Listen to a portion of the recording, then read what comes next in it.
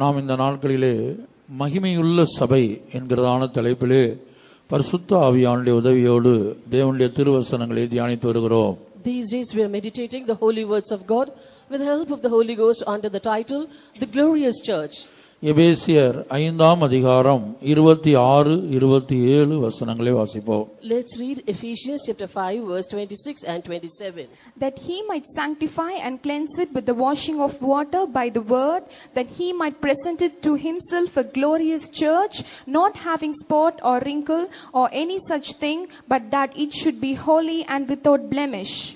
தாம் அதை திருவசனத்தை கொண்டு தண்ணீர் முழுக்கினால் சுத்திகரித்து பரிசுத்தமாக்குகிறதற்கும் கரைதிரை முதலானவைகள் ஒன்றுமில்லாமல் பரிசுத்தமும் பிழையற்றதுமான மகிமையுள்ள சபையாக அதை தமக்கு முன் நிறுத்திக் கொள்வதற்கும் தம்மை தாமே அதற்காக ஒப்புக் கொடுத்தார். கரைகளும் திரைகளும் இல்லாத பரிசுத்தமும் பிழையற்றதுமான ஒரு மகிமையுள்ள சபையை தமக்கு முன் நிறுத்துவதற்காக கர்த்தராகிய இயேசு கிறிஸ்து தம்மை தாமே ஒப்பு கொடுத்தார் என்று இயேசுடைய சிலுவை மரணத்திற்கு பிரதானமான காரணமாக இங்கே அப்போஸ்தலன் ஒரு விசேஷமான காரியத்தை குறிப்பிடுகிறார். Here apostle specifies of a special thing to show that Lord Jesus yielded himself to the death on the cross, that he might present it to himself a glorious church, not having spot or wrinkle or any such thing, but that it should be holy and without blemish.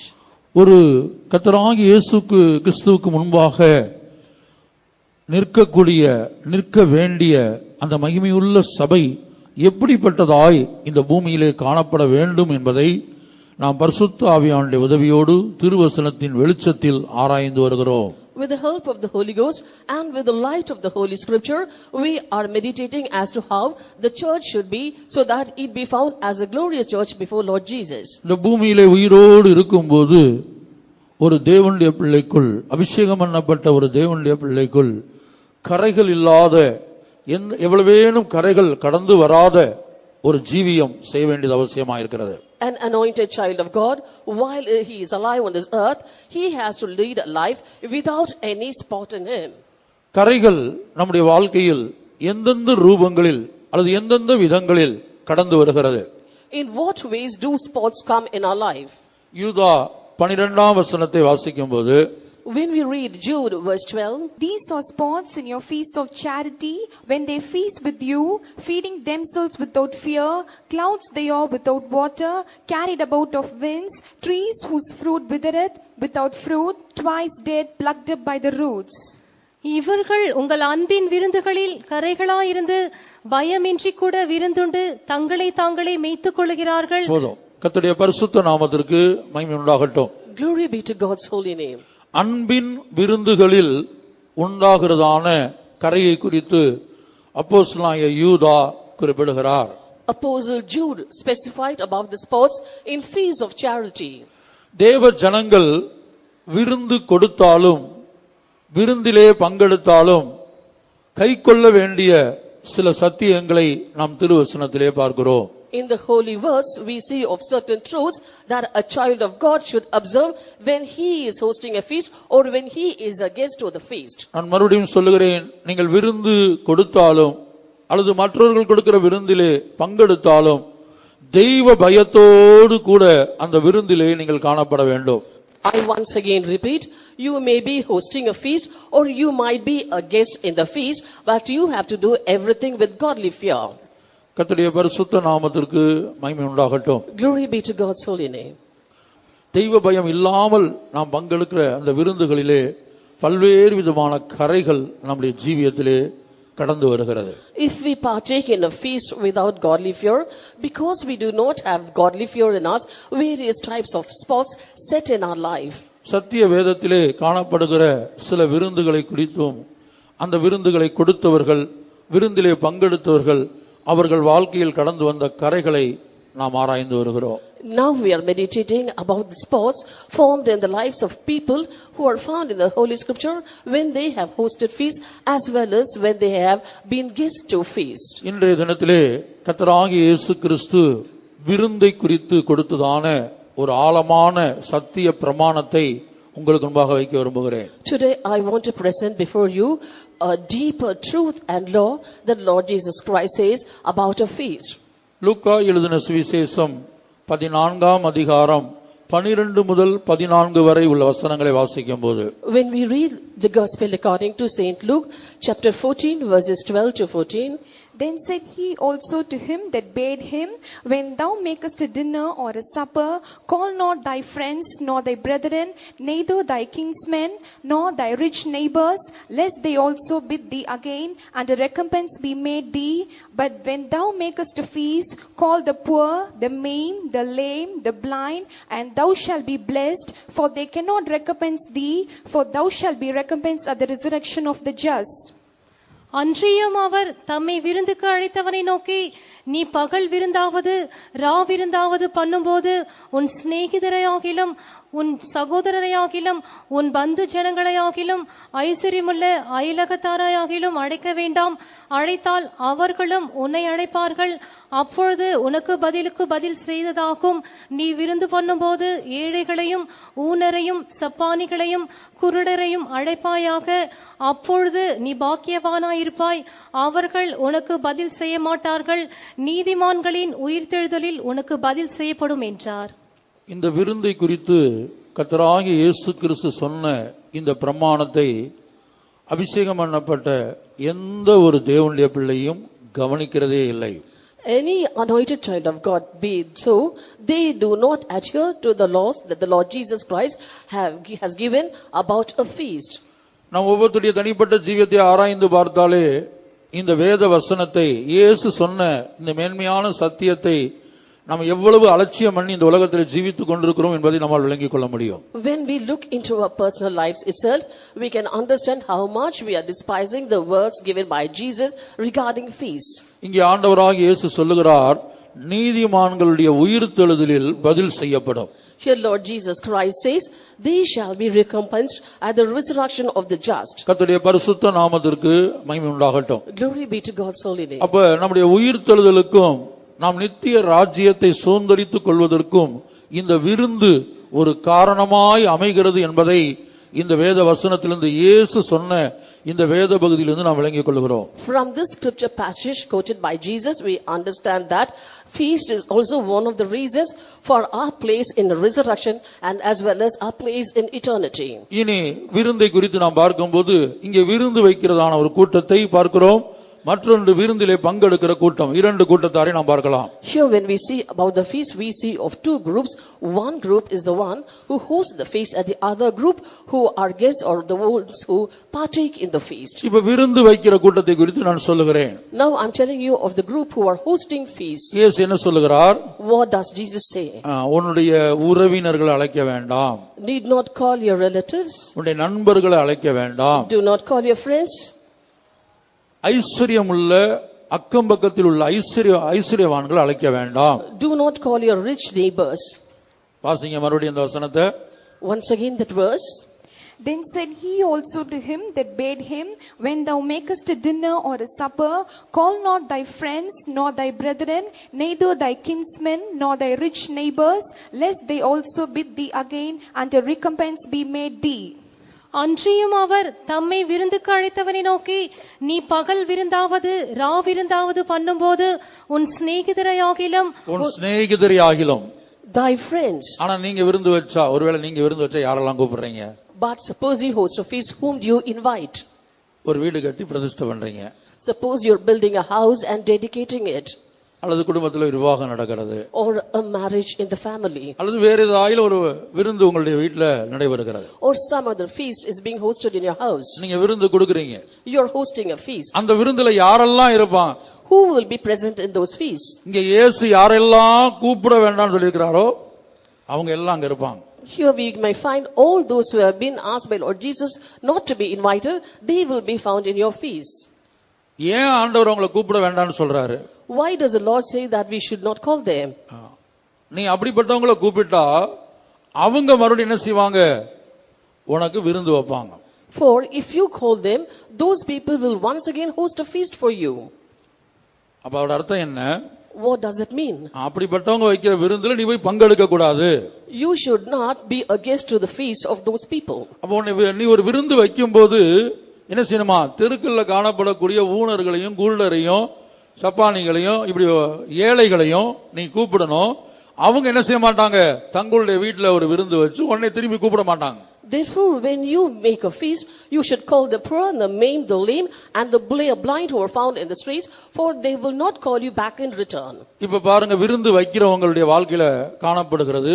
முதலாவது ஆண்டவராகிய இயேசுடைய வார்த்தையை அவங்க அலட்சியம் பண்றாங்க. அலட்சியம் என்கிற ஒரு கரை அவங்க வாழ்க்கையில இருக்குது. First of all, we look into the people who are hosting the feast. They are despising the words of Lord Jesus Christ. Therefore, a spot is formed because of them despising Jesus. விருந்து நடத்துகிறதானவர்களை குறித்து நான் சொல்லுகிறேன். கர்த்தராகிய இயேசு கிறிஸ்து சொல்லுகிறார், நீ பகல் விருந்து பண்ணாலும் சரி, ரா விருந்து பண்ணாலும் சரி, அந்த இரவு விருந்தா இருந்தாலும் பகல் விருந்தா இருந்தாலும் நீ இன்னாரத்தான் அழைக்க வேண்டும். I am telling you about the group of people who are hosting feasts. Lord Jesus Christ says, you might make a dinner or a supper, but you have to call only such and such people. இன்னாரை அழைக்க வேண்டாம் என்று சொல்லுகிறார். He says, you shouldn't call such and such people. உன் சிநேகிதரை அழைக்க வேண்டாம். Need not call thy friends. உன் நண்பர்களை அழைக்க வேண்டாம். Need not call thy brethren. உன் பந்து ஜனங்களை அழைக்க வேண்டாம். Need not call thy kinsmen. அக்கம் பக்கத்தில் உள்ள ஐஸ்வர்யவான்களை அழைக்க வேண்டாம். Nor thy rich neighbors. ஏன் அழைக்க வேண்டாம் என்று சொல்லுகிறார்? Why is he asking you not to invite them? அவர்களும் தங்களுடைய வீடுகளிலே விருந்துகளை வைப்பார்கள். For they also in return will host a feast in their houses. அந்த விருந்துக்கு நீ போக வேண்டிய சூழ்நிலை உண்டாகும்.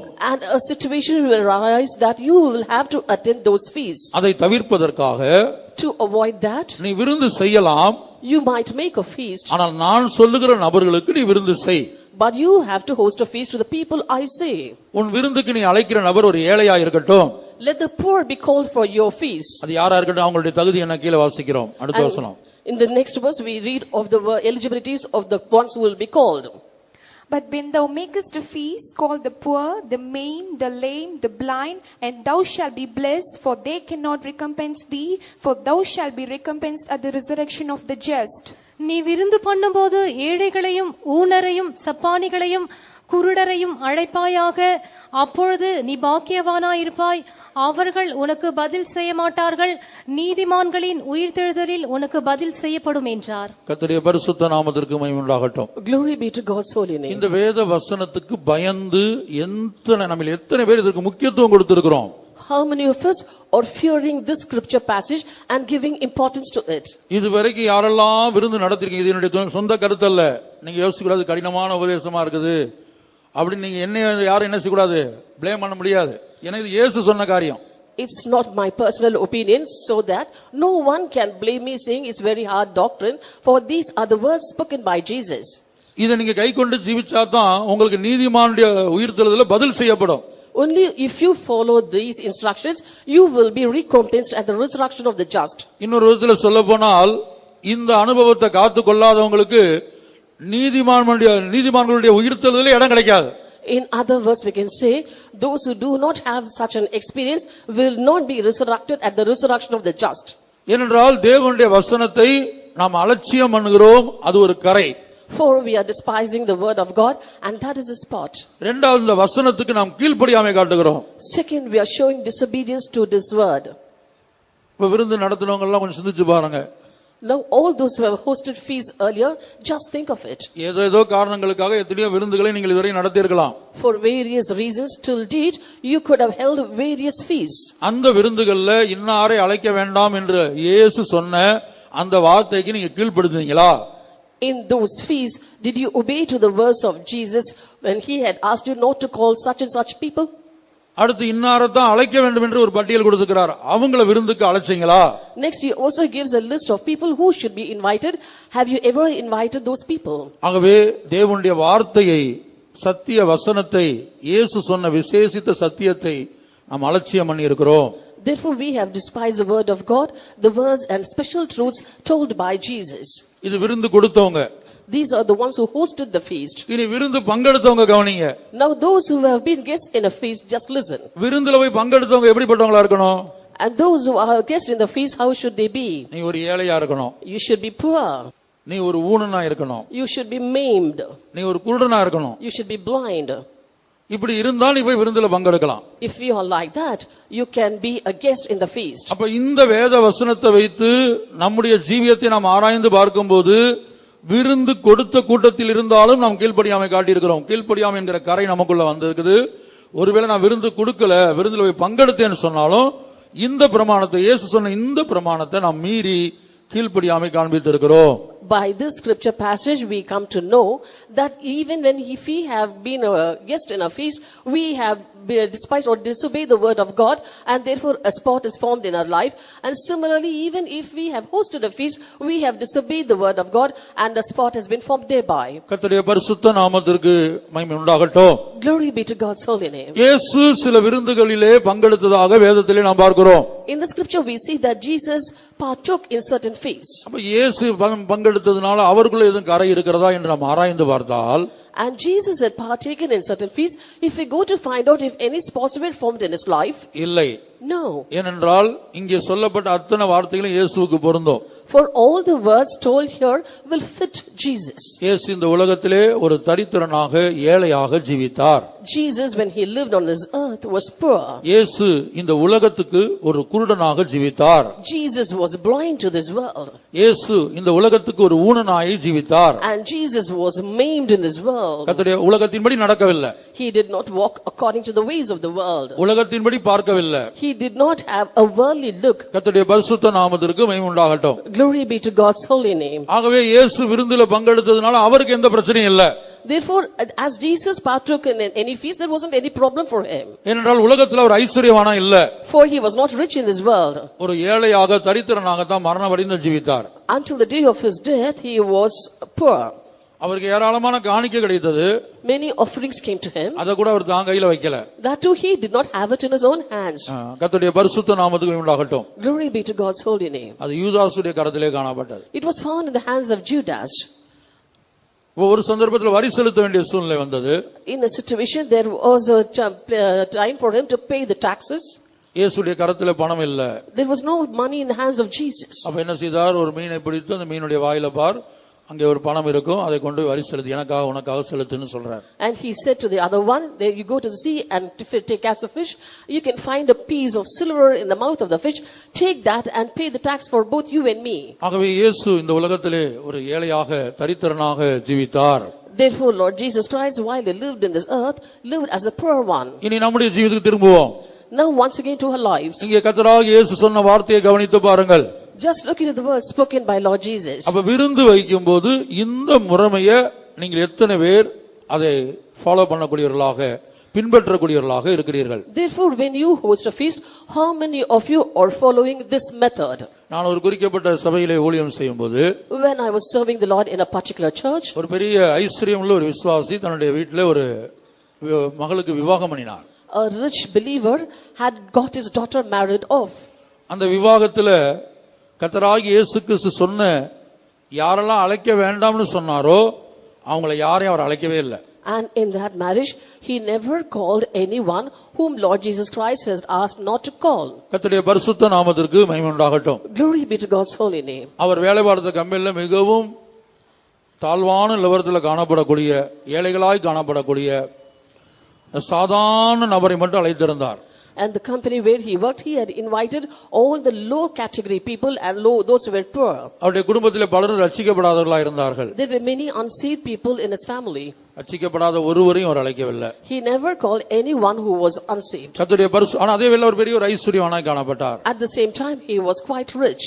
அதிகபட்சம் ஒரு 300-350 பேர் இருந்திருப்பாங்க. At the most, there were only 300 to 350 in the gathering. பரிசுத்தவான்கள் நடத்த முடியாய் வந்த பரிசுத்தவான்கள் ஆச்சரியப்பட்டார்கள். The saints of God who had conducted the marriage just marveled. இன்றைக்கும் இந்த உலகத்துல அங்கும் இங்குமாக நம்முடைய கண்களுக்கு தெரியாமல் இந்த வசனத்தை கைக்கொள்ளக்கூடிய விசேஷித்த தேவ ஜனங்கள் விசுவாசிகள் இன்றைக்கும் இருக்கிறார்கள். Even today, here and there in the world, not being known to us, there are certain special people of God who are following this truth to the letter. ஏனென்றால் பொதுவாக மனிதனுடைய இயல்பு எந்த ஒரு சத்தியத்தை கேட்டாலும் இதன்படி யார் செய்கிறார்கள் யார் ஜீவிக்கிறார்கள் இப்படி ஒரு கேள்வி வரும். For generally it is a natural way of man to say who will follow these things and who will hearken to those things when they listen to a doctrine. கர்த்தருடைய பரிசுத்த நாமத்திற்கு மகிமை உண்டாகட்டும். Glory be to God's holy name. இனி விருந்து வீட்டில் உள்ள மற்ற காரியங்களை குறித்து நாம் பார்க்கும்போது, Now when we look into the other matters in the house of feasting, கர்த்தராகிய இயேசு சொல்லுகிறார், நீ ஒரு விருந்து வீட்டுக்கு போகும்போது முதன்மையான இடத்தை ஸ்தானத்தை விரும்பாத. Lord Jesus Christ says, when you go to the house of a feast, you do not decide to be in the highest room. கர்த்தருடைய பரிசுத்த நாமத்துக்கு மகிமை உண்டாகட்டும். Glory be to God's holy name. வாசிங்க லூக்கா 14ஆம் அதிகாரம், அதே அதிகாரத்துல தான் 7 முதல் 11 வரை உள்ள வசனங்கள். Luke chapter 14 verses 7 to 11. And he put forth a parable to those which are bidden, when he marked how they chose out of the chief rooms, saying unto them, when thou art bidden of any man to a wedding, sit not down in the highest room, lest a more honorable man than thou be bidden of him, and that he bade thee, and he came and said to thee, give this man place, and thou begin with shame to take the lowest room. But when thou art bidden, go and sit down in the lowest room, that thou, when thou bade thee cometh, he may say unto thee, friend, go up higher, then he shall give the worship in the presence of him that sit at the meat with thee. For whosoever exalteth himself shall be abased, and he that humbleth himself shall be exalted.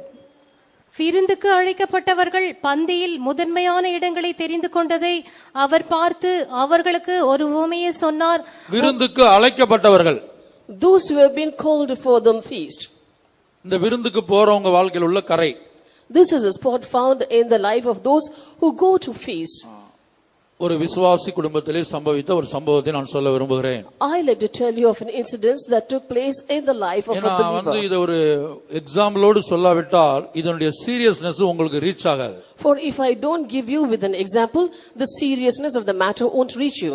ஒரு குறிக்கப்பட்ட விசுவாசி ஒரு கனத்துக்குரிய விசுவாசியா, ஒரு ஐஸ்வர்யம் உள்ள விசுவாசியா இருந்தார். A particular believer, he was honorable and rich. ஆனா அதே வேளை நல்ல ஒரு தேவ பக்தி உள்ள மனிதன். தான் ஒரு ஐஸ்வர்யவான் என்பதை அவர் காட்டிக்கொள்ளவே மாட்டார். At the same time, he was godly, so that he did never show off to anyone that he was rich. அவருக்கு 4 பெண்கள் சகோதரிகள், 4 பேர் குழந்தைகள். அவங்க குழந்தைகள் வந்து 4மே பெண்கள் தான். He had 4 daughters. கர்த்தருடைய பரிசுத்த நாமத்துக்கு மகிமை உண்டாகட்டும். Glory be to God's holy name. இப்ப கடைசி பெண்ணுக்கு விவாகம் நடக்கிறது. 3 பேருக்கு நடந்து முடிந்து விட்டது. Already 3 daughters were married off, and now it was a marriage of the last one. 3 பேருடைய மருமகன்மாரும், அந்த 3 மருமகன்மாரும் இந்த விருந்து வீட்டுக்கு வர்றாங்க. All the 3 sons-in-laws came to the feast. சுமார் 1 வார காலம் அவங்க அங்க தங்கி இருக்கிறாங்க. Nearly a week they stayed in that house. கர்த்தருடைய பரிசுத்த நாமத்திற்கு மகிமை உண்டாகட்டும். Glory be to God's holy name. அப்ப கடைசி மக விவாகத்துக்காக அவங்க அழைக்கப்பட்டிருக்கிறாங்க. They have been bidden for the marriage of the last daughter. அவங்களும் விசுவாசிகள் தான். They too were believers. அந்த 3 மருமகன்மாரும் விசுவாசிகள் தான். All the 3 sons-in-law were believers. ஒருத்தர் அந்த சபையில் இருக்கிறார், இன்னும் 2 பேர் வேற வேற சபையில் இருக்கிறாங்க. One among them was in the same church, and the other 2 were in various other churches. விவாகத்துக்கு போனாங்க, விவாகம் முடிஞ்சு வீட்டுக்கு வந்தாங்க. They went to the marriage was over, and again they came back to the house. ஆனா வீட்டுக்கு வந்த பிற்பாடு கிட்டத்தட்ட 1 வருடத்துக்கு மேலாக அந்த விவாகத்தில் நடந்த சம்பவத்தை வச்சு கணவன் மனைவியை ஒரே torture. But after coming home for nearly an year after that wedding, the husband was torturing the wife over the issue of the wedding. உன் தகப்பன் வந்து எனக்கு கொடுக்க வேண்டிய கணத்தை கொடுக்கல. Your father did not give me the due honor. நான் தான் மூத்த மருமகன். I am the eldest son-in-law. ஆனா மற்ற 2 மருமகனை பார்க்கல, நான் வந்து பொசிஷன் குறைவு, எனக்கு சம்பளம் குறைவு, ஸ்தானம் குறைவு. But I am in a lower position or in the rank than the other 2 sons-in-law, and I am earning less than those. ஆனா உண்மையிலே அந்த மாமனாராகிய விசுவாசி அந்த சிந்தையோடு நடத்தக்கூடியவர் அல்ல. But that father-in-law was a believer, and truly he never had such a thought in his mind. இது இவருக்குள்ள காணப்பட்ட தாழ்வு மனப்பான்மை நிமித்தமாக, this was due to his inferiority complex. மற்ற மருமகன் முன்னாடி தாங்க ஏதோ தனக்கு கொடுக்க வேண்டிய கணத்தை கொடுக்காம மற்றவங்களை ரொம்ப உயர்த்தி வைத்த மாதிரி அந்த பிரச்சனை 1 வருடம் நீடித்தது. எப்ப ஒரு சுத்திகரி போட்ட ஒரு ராபோஜன கூட்டம் வரும்போது அது வெடிக்குது. And he was having an inferiority complex. Therefore, he thought to himself that he was not given the due honor and esteem. This war continued for 1 year until the dawn of the next sanctification meeting. அதுவரை ஐக்கியமாய் காணப்பட்ட கணவன் மனைவிக்கு இடையில வந்து ஒரு பிரிவினை. எப்படியும் வந்து மனைவி வந்து தகப்பனை விட்டு கொடுக்க முடியல, தகப்பன் உண்மையில அப்படி செய்யல. ஆகவே மனைவி தகப்பனுக்காக வாதாடுகிறார்கள். There was a rift in the family, that is between the husband and wife, but the wife was not willing to give up her father. She was supporting her father also in the cause. கர்த்தருடைய பரிசுத்த நாமத்திற்கு மகிமை உண்டாகட்டும். Glory be to God's holy name. சம்பவித்தது என்ன? What happened? ஒரு வருட காலம் அந்த குடும்பத்தில் ஐக்கியம் இல்லை. There was no harmony in the family for a year. ஐக்கியம் இல்லாத மாத்திரமல்ல, தினந்தோறும் யுத்தம். Not only was there not any harmony, every day there were quarrels.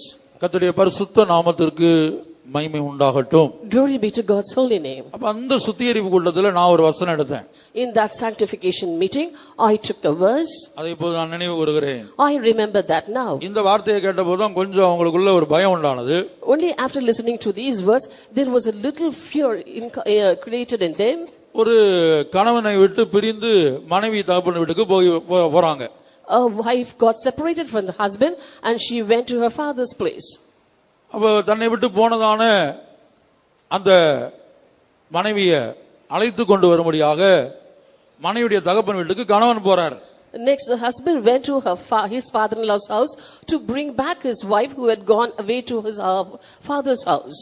அப்ப மாமனார் சொல்றாரு, நீங்க வந்திருக்கீங்க மருமகனே, இருங்க, இன்னைக்கு விருந்து வைக்கிறேன், சாப்பிட்டு நாளைக்கு போலாம்.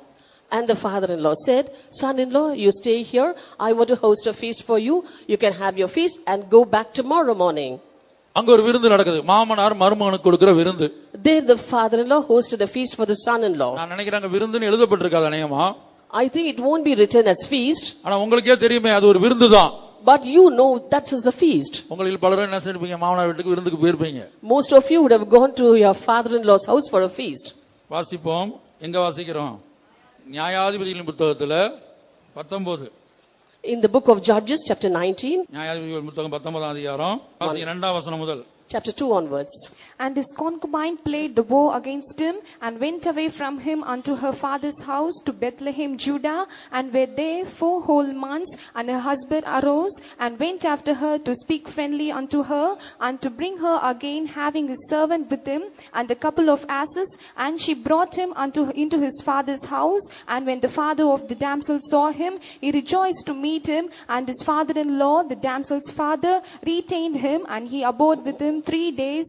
So they did eat and drink and lodge there. And it came to pass on the 4th day, when they arose early in the morning, that he rose up to depart. And the damsel's father said unto his son-in-law, comfort thine heart with a morsel of bread, and afterward go your way. And they sat down and did eat and drink both of them together. For the damsel's father had said unto the man, be content, I pray thee, and tarry all night, and let thine heart be merry. And when the man rose up to depart, his father-in-law urged him. Therefore he lodged there again. And he arose early in the morning on the 5th day to depart. And the damsel's father said, comfort thine heart, I pray thee. And they tarried until afternoon, and they did eat both of them. And when the man rose up to depart, he and his concubine and his servant, his father-in-law, the damsel's father, said unto him, behold, that now the day draweth toward evening. I pray you. 9ஆம் வசனம் போதும். அவள் அவனுக்கு துரோகமாய் விபசாரம் பண்ணி அவனை விட்டு யூதா தேசத்துக்கு பெத்லெகேம் ஊரில் இருக்கிற தன் தகப்பன் வீட்டுக்கு போய் அங்கே 4 மாதம் வரைக்கும் இருந்தான். அவள் புருஷன் அவளோடு நலவு சொல்லவும் அவளை திரும்ப அழைத்து வரவும் 2 கழுதைகளை ஆயத்தப்படுத்தி தன் வேலைக்காரனை கூட்டிக் கொண்டு அவளிடத்திற்கு போனான். அப்பொழுது அவள் அவனை தன் தகப்பன் வீட்டுக்கு அழைத்து கொண்டு போனாள். ஸ்திரீயின் தகப்பன் அவளை கண்டபோது சந்தோஷமாய் ஏற்றுக்கொண்டு, ஸ்திரீயின் தகப்பனாகிய அவனுடைய மாவன் அவனை இருத்தி கொண்டதினால் 3 நாள் அவனோடு இருந்தான். அவர்கள் அங்கே புசித்து குடித்து ராத்தங்கினார்கள். 3 நாள் விருந்து, 3-day feasting. புசித்து குடித்து 3 நாள் நல்லா சாப்பிட்டாச்சு. Eating and drinking all the 3 days. 4ஆம் நாள் காலமே எழுந்து நான் போறேன்னு சொல்றான். And early in the morning on the 4th day he rose up and said, let me depart. 5ஆம் வசனம் வாசிப்போம். Verse 5. 4ஆம் நாள் காலமே அவர்கள் எழுந்திருந்த போது அவன் பிரயாணப்படுகையில் ஸ்திரீயின் தகப்பன் தன் மருமகனை நோக்கி, கொஞ்சம் அப்பம் புசித்து உன் மனதை தேற்றிக்கொள், பிற்பாடு நீங்கள் போகலாம் என்றான். அவர்கள் உட்கார்ந்து இருவரும் கூட புசித்து குடித்தார்கள்.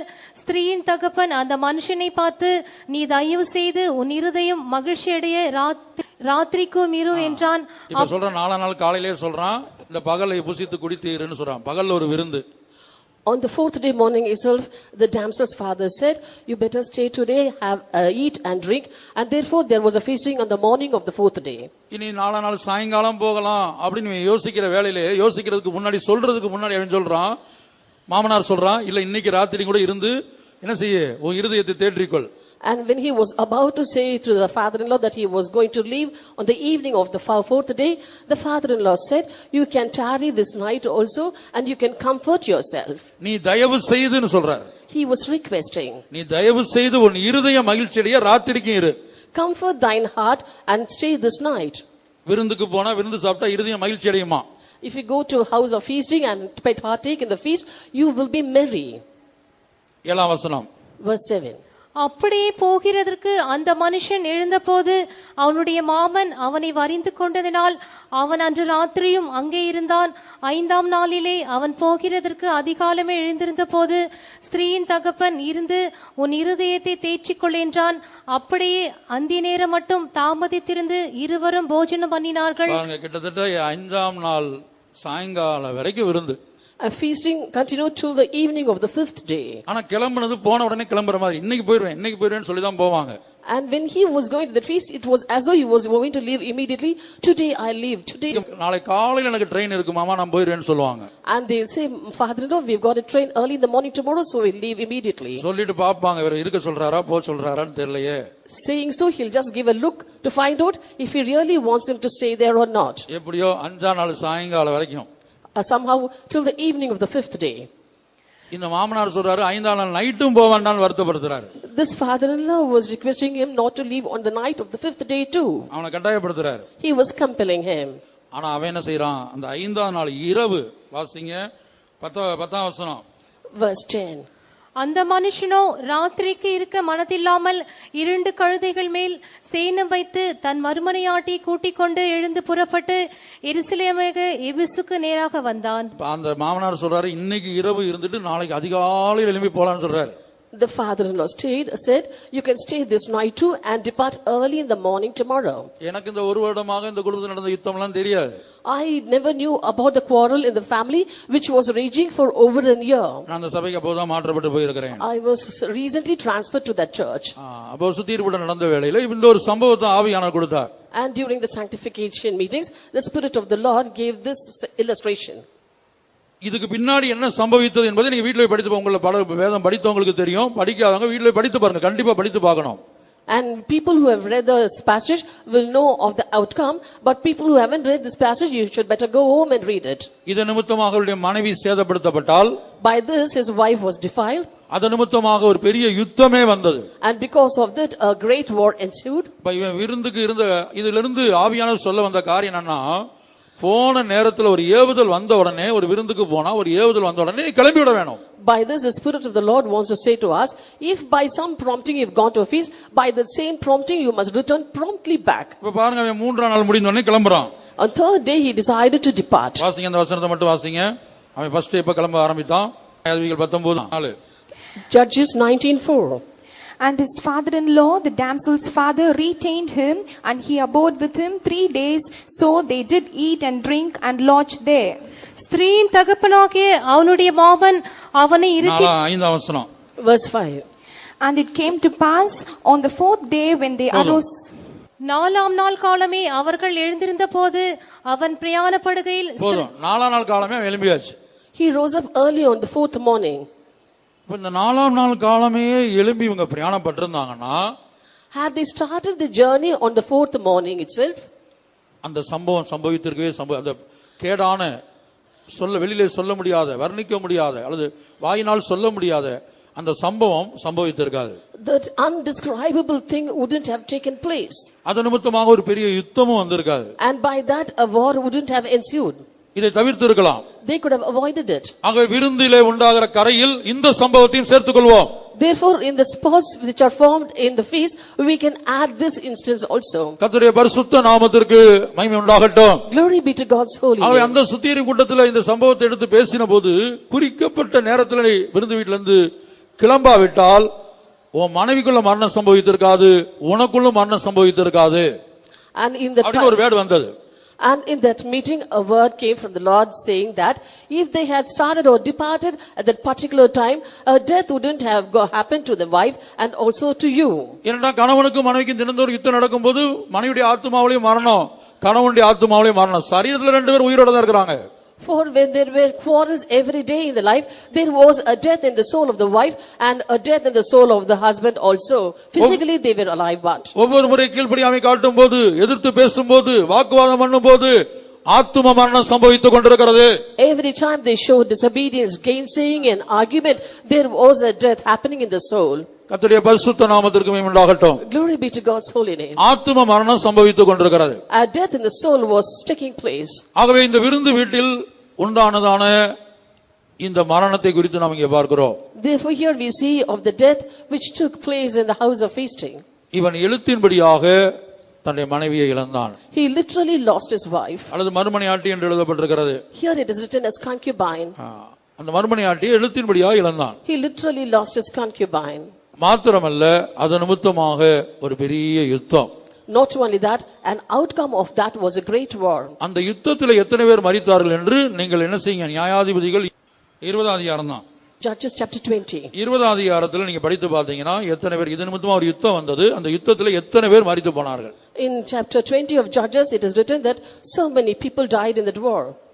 கர்த்தருடைய பரிசுத்த நாமத்திற்கு மகிமை உண்டாகட்டும். Glory be to God's holy name. இந்த சம்பவத்தை கேட்டபோது அவர் உணர்த்தப்பட்டார். When hearing this instance, he was being prompted. அவர் அறிக்கை பண்ணும்போது ஒரு வார்த்தை சொன்னார். In his confession he said, ஒருவேளை திடீரென்று எனக்கு மரணம் வந்திருக்குமானால் அல்லது ஆண்டவர் வந்திருப்பாரானால் இந்த ஒரு காரியத்தின் நிமித்தமாக நான் பரலோகத்துக்கு போயிருக்க முடியாது. if I had met with my death, or if the Lord had come earlier, for this one reason I would have lost my place in heaven. இனி இயேசு சொன்ன சம்பவத்துக்கு திரும்புவோம். Now once again come to the matter told by Jesus. அப்ப விருந்து வீட்டுக்கு போகும்போது அந்த விருந்துக்கு அழைக்கப்பட்டவங்க என்ன செய்றாங்கன்னா முதன்மையான இடத்தை விரும்புறாங்க. Therefore when you go to the house of feasting, those who were bidden are trying to get the chiefest rooms. அந்த முதன்மையான இடம் கொடுக்கப்படாவிட்டால் அவங்களுக்குள்ள ஒரே போராட்டம். விருந்துல இருந்தாலும் அந்த விருந்துல தான் இருப்பாங்க, உள்ளத்துல கொந்தளிப்பு உண்டாகி கொண்டே இருக்கும். Even if they are not given the highest rooms, they will be in the feasting, but there will be a deep struggle in the heart. கர்த்தருடைய பரிசுத்த நாமத்திற்கு மகிமை உண்டாகட்டும். Glory be to God's holy name. அப்ப விருந்துல அலட்சியப்படுத்தப்படுகிற ஒரு அனுபவம் சம்பவிக்கும். Therefore an experience of being despised in the feast will happen there. ஒரு சந்தர்ப்பத்திலே ஒரு விலையேறப்பெற்ற பரிசுத்தவான் ஒரு விசுவாசியுடைய வீட்டு ரிசப்ஷனுக்கு போனார். In an instance, a special or a good saint had gone to the reception of a believer. அவர் ஞாயிறு ஆராதனையிலே சொன்ன ஒரு சம்பவம், அதனால தான் நானும் இதை சொல்லுகிறேன். He told this in the Sunday service, therefore I am telling it now. அப்ப அந்த ரிசப்ஷனுக்கு போகும்படியாக விவாகம் சபையில் வைத்து முடிந்து விட்டது. The marriage was solemnized in the church. மிக முக்கியமான ஒரு விசுவாசி அவர். He was a very good or important believer. சபையில் வைத்து விவாகம் முடிந்து விட்டது. The marriage was over in the church. அப்ப ரிசப்ஷனுக்கு போகிற பழக்கம் இவருடைய வாழ்க்கையில் இவர் ஒரு பிரதிஷ்டை உள்ள ஒரு பரிசுத்தவானா இருந்தார். அதிகமா ரிசப்ஷனுக்கு அவர் போகாம அதை தவிர்த்து விடுவார், மற்ற ஊழியக்காரங்களை அனுப்புவார். This saint was a consecrated servant of God, and therefore generally he used to avoid going to receptions and would ask other brothers or other servants of God to attend the reception. அப்ப அந்த சபையில ஒரு முக்கியமான விசுவாசியா இருந்தபடினால As that was an important believer in the church, அவர் வந்து ரிசப்ஷனுக்கு வருந்தி கூப்பிட்டார். he had compelled him to come to the reception. அப்ப ஆவியானவர் வந்து போறதுக்கு ஒரு அனுமதி தரலையாம். But the Spirit of the Lord never allowed him to go. ஆனால் இவர் வருந்தி கூப்பிட்டாரே என்று சொல்லி இவர் ரிசப்ஷனுக்கு போய்விட்டார். Yet as he constrained him, he went to attend that reception. அங்க பார்த்தால் அங்க போன அந்த விசுவாசி வேறு சபை பாஸ்டர்மாரெல்லாம் அந்த ஃபங்க்ஷனுக்கு கூப்பிட்டிருக்கிறார். And when he went there, he saw that that believer had called some other pastors from other denominations for the reception. ஒரு பெரிய மண்டபம், நிறைய வந்திருக்கிறாங்க. வேறு சபை பாஸ்டர்மாரெல்லாம் வந்து மைக் எடுத்துட்டு அவங்க ஒவ்வொருத்தரும் ஒவ்வொன்றும் சொல்லிட்டு இருக்கிறாங்க. இவரை வந்து அவர் வந்து என்ன செய்யறான், சரியா ரிசீவ் பண்ணி சரியா அவருக்கு செய்ய வேண்டிய கடமையை செய்யல, அவரை கவனிக்கவே இல்லை, மற்றவங்களுக்கு ஒரு முக்கியத்துவம் கொடுத்து விட்டார். It was a big marriage hall and various other pastors from other denominations were invited there, and everyone had the turn, but this saint was being despised and he was not given the due reception. போனது ஒரு விசேஷித்த பரிசுத்தவான். the one who went there who was a precious saint. அப்ப ஞாயிறு ஆராதனையிலே அவர் சபையாருக்கு இதை சொல்லுகிறார். In a Sunday service, he told this to the church. உங்களுடைய விருந்து வீடுகள்ல நீங்க என்ன செய்யாங்க, இப்படிப்பட்ட ஆளுகளை நீங்க வெளியில் உள்ள ஆட்கள் எல்லாம் அழைத்து அவங்களுக்கு முக்கியத்துவம் கொடுக்கிறதா இருந்தால் எங்களை என்ன செய்யாதீங்க, ரிசப்ஷனுக்கு அழைக்க வேண்டாம். In your houses of feasting, if you have a desire to invite pastors and people from other churches, I request you to avoid calling us to those places. கர்த்தருடைய பரிசுத்த நாமத்திற்கு மகிமை உண்டாகட்டும். Glory be to God's holy name. இப்படியாக உலகத்தில் உள்ள பிரபலமானவர்களை நீங்கள் விருந்துக்கு அழைத்து பரிசுத்தவான்களை அலட்சியப்படுத்துகிற அனுபவம் நீங்கள் நடத்துகிற விருந்துகளிலே உண்டாகிறது. In the feast that you're hosting, you might be inviting popular figures from the world, at the same time despising the precious saints. கர்த்தருடைய பரிசுத்த நாமத்திற்கு மகிமை உண்டாகட்டும். Glory be to God's holy name. ஆகவே முதன்மையான இடத்தை எதிர்பார்த்து போகிற ஒரு அனுபவம் இருக்கிறது. Therefore, there is an experience of expecting the highest rooms. அது கிடைக்கவில்லை என்று சொல்லும்போது, And when you not receive that, அங்கே ஒரு யுத்தம் உண்டாகிறது. there is a struggle.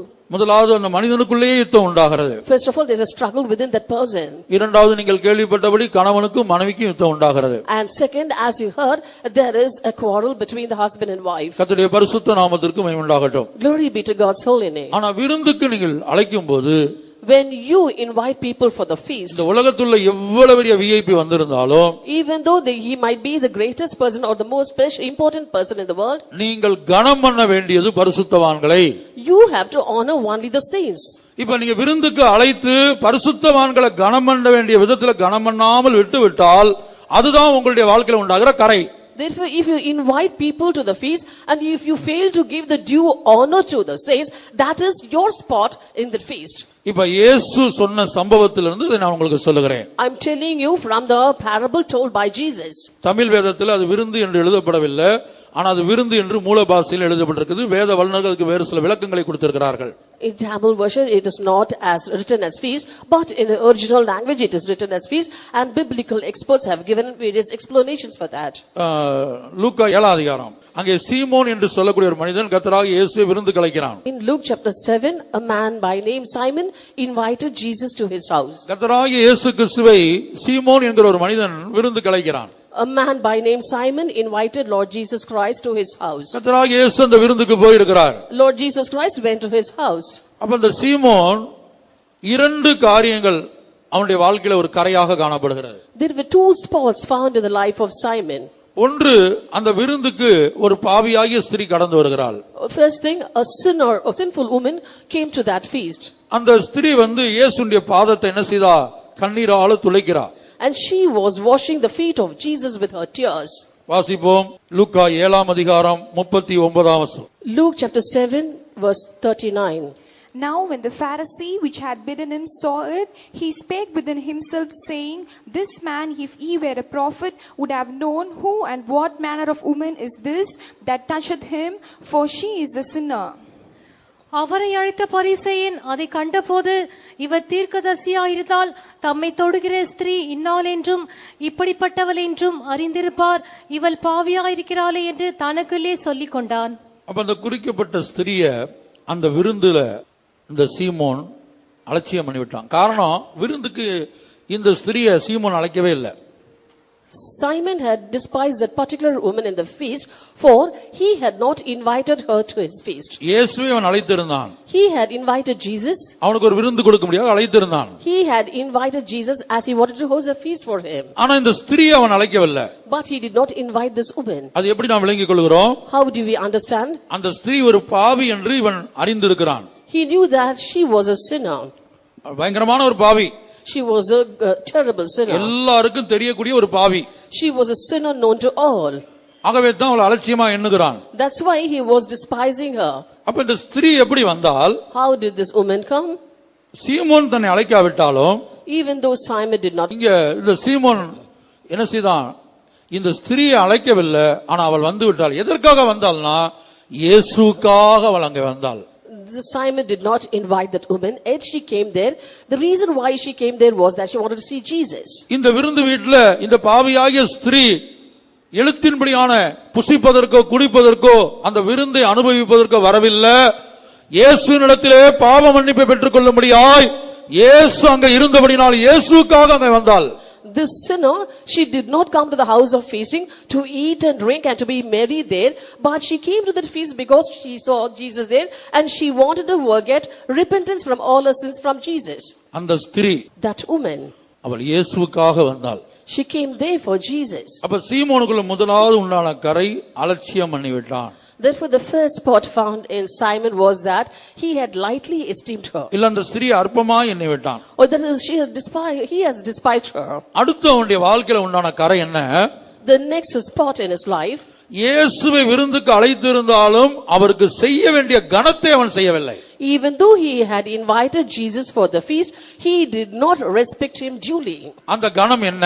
What is it honor? இயேசுவே அதை சொல்லுகிறார். Jesus himself had said that. லூக்கா 7 அதிகாரம் 44 வசனம் முதல். Luke 7 verse 44 onwards. And he turned to the woman and said unto Simon, Seest thou this woman? I entered into thine house. Thou gavest me no water for my feet, but she hath washed my feet with tears and wiped them with the hairs of her head. Thou gavest me no kiss, but this woman, since the time I came in, hath not ceased to kiss my feet. My head with oil thou didst not anoint, but this woman hath anointed my feet with ointment. Wherefore I say unto thee, her sins which are many are forgiven, for she loved much. But to whom little is forgiven, the same loveth little. And he said unto her, Thy sins are forgiven. ஸ்திரீனிடமாய் திரும்பி சீமோனை நோக்கி, இந்த ஸ்திரீயை பார்க்கிறாயே, நான் உன் வீட்டில் பிரவேசித்தேன், நீ என் கால்களுக்கு தண்ணீர் தரவில்லை. நான் உன் வீட்டில் பிரவேசித்தேன், நீ என் கால்களுக்கு தண்ணீர் தரவில்லை. I entered into thine house, thou gavest me no water for my feet. இவளோ கண்ணீரினால் என் கால்களை நனைத்து தன் தலைமயிரினால் அவைகளை துடைத்தால், நீ என்னை முத்தம் செய்யவில்லை. நீ என்னை முத்தம் செய்யவில்லை. Thou gavest me no kiss. இவளோ நான் உட்பிரவேசித்தது முதல் என் பாதங்களை ஓயாமல் முத்தம் செய்தால், என் பாதங்களை ஓயாமல் முத்தம் செய்தால், She had kissed my feet ceaselessly. நீ என் தலையில் எண்ணெய் பூசவில்லை. இவளோ என் பாதங்களில் பரிமள தைலம் பூசினால், அப்ப நீ என் தலையில எண்ணெய் பூசவில்லை. Thou did not anoint my head with oil. இப்ப ரெண்டு பேரையும் கம்பேர் பண்ணி சொல்லுகிறார் இயேசு. And Jesus was comparing both of them. அப்ப இந்த இடத்துல நாம் பார்க்கும்போது, When we see here, இரண்டு விதமான கரையை நாம் பார்க்கிறோம். we see two types of spots. சீமோனுக்குள்ள காணப்படுகிற இரண்டு விதமான கரை. The two types of spots found in Simon. ஒன்று, விருந்துக்கு வந்த அந்த பாவியாகிய ஸ்திரீ அவன் அற்பமாய் எண்ணினான். First, he had despised that sinner who had come to that feast. இரண்டாவது, Second, கர்த்தராகிய இயேசு கிறிஸ்துவுக்கு கொடுக்க வேண்டிய கனத்தை கொடுக்கவில்லை. he did not give the due honor unto Lord Jesus Christ. அப்ப தேவனுக்கு கொடுக்க வேண்டிய கனத்தை நாம் கொடுக்காமல் இருக்கும்போது, பரிசுத்தவான்களுக்கு கொடுக்க வேண்டிய கனத்தை கொடுக்காமல் இருக்கும்போது, அது விருந்துகளிலே நமக்குள்ளே உண்டாகிற கரையா இருக்கிறது. Therefore, if you do not render the honor due unto God and render the honor due unto the saints, then that is the spot formed in our feast. இனி அந்த விருந்துக்கு வந்த மற்ற ஒரு பெருங்கூட்டம் அங்க இருக்குது. Next, a great multitude had gathered there for the feasting. அவங்க வாழ்க்கையில உண்டான கரை என்ன? What is the spot found in their lives? 49 வசனம். Verse 49. And they that sat at meat with him began to say within themselves, Who is this that forgiveth sins also? And he said to the woman, Thy faith hath saved thee, go in. அப்பொழுது கூட பந்திருந்தவர்கள், பாவங்களை மன்னிக்கிற இவன் யார் என்று தங்களுக்குள்ளே சொல்லிக் கொண்டார்கள். இயேசு சொல்லுகிற அந்த ஸ்திரியை பார்த்து, நீ செய்த அநேக பாவங்கள் உனக்கு மன்னிக்கப்பட்டதுன்னு சொல்றாரு. Jesus, looking unto the woman, said, Thy many sins are forgiven thee. பாவங்கள் மன்னிக்கப்பட்டது. Thy sins are forgiven. உடனே பந்தியில உட்கார்ந்துக்கவங்க கேக்குறாங்க, அல்லது மனதுக்குள்ள சொல்லிக்கிறாங்க தங்களுக்குள்ள, பாவங்களை மன்னிக்க இவன் யார்? Immediately those that sat at meat with him began to say within themselves, Who is this that forgiveth sins also? அப்ப இயேசுவை பார்த்து இவன் யார் என்று சொல்லுகிறார்கள். And looking unto Jesus, without any tag of respect, they said, Who is he? இதான் பந்தியில போய் உட்கார்ந்து சாப்பிட போனவங்களுக்குள்ள உண்டான கரை. This is a spot formed in the people who sat at meat. கர்த்தருடைய பரிசுத்த நாமத்திற்கு மகிமை உண்டாகட்டும். Glory be to God's holy name. ஆகவே ஒரு விருந்து வீட்டில் பல்வேறு ரூபங்களிலே, அன்பின் விருந்துகளில் பல்வேறு ரூபங்களில் தேவ ஜனத்துக்குள் கரை கடந்து வருகிறது. Therefore, in face of charity, in various forms, spots are formed in people of God. ஆகவே தெய்வ பயத்தோடு நாம் விருந்துகளிலே பங்கெடுக்க வேண்டியது அவசியமா இருக்கிறது. Therefore, it is essential that we partake in feast with godly fear. ஆவிக்குரிய ஜீவிதத்தில் தேறின நிலவரத்தில் நீங்க வரும்போது, When you come in your spiritual life, இப்ப பிரசங்கம் பண்ண வேண்டிய அவசியமே இல்ல.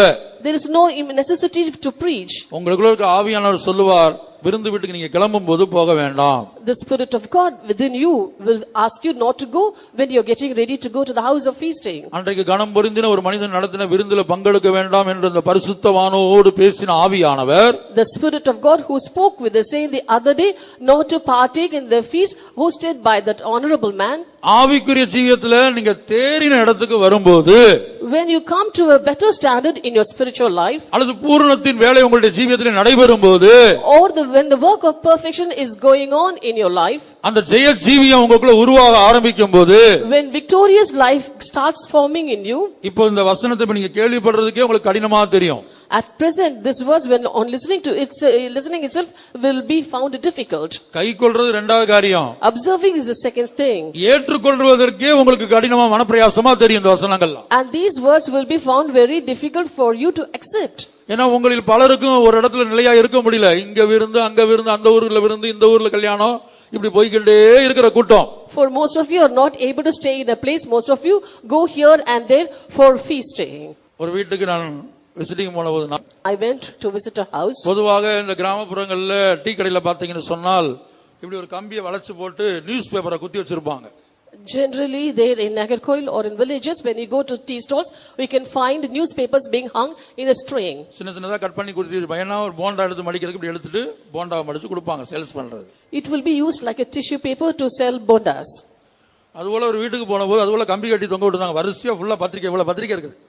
And similarly, when I went to a house also, papers like that was hung out in that house. ஒவ்வொரு நாளும் ஒவ்வொரு ப்ரோகிராம் அவங்களுக்கு. Every day they had a program. கர்த்தருடைய பரிசுத்த நாமத்துக்கு உண்டாகட்டும். Glory be to God's holy name. இதுபோல time fix பண்ணி கொண்டு இன்னைக்கு உலகம் இயங்கி கொண்டிருக்கிறது. தேவ ஜனங்கள் இயங்கி கொண்டிருக்கிறாங்க. In this way, people of God are having a timetable. அப்படிப்பட்டவங்களுக்கு இத கேட்கும் போதே எனக்கு கேட்கும் போதே கஷ்டமா தான் இருக்கும். For such people, it will be very difficult even to hear. ஆனா ஆவிக்குரிய வாழ்க்கையில ஒரு தேறின நிலவரம், ஒரு அனுபவம் இருக்குது.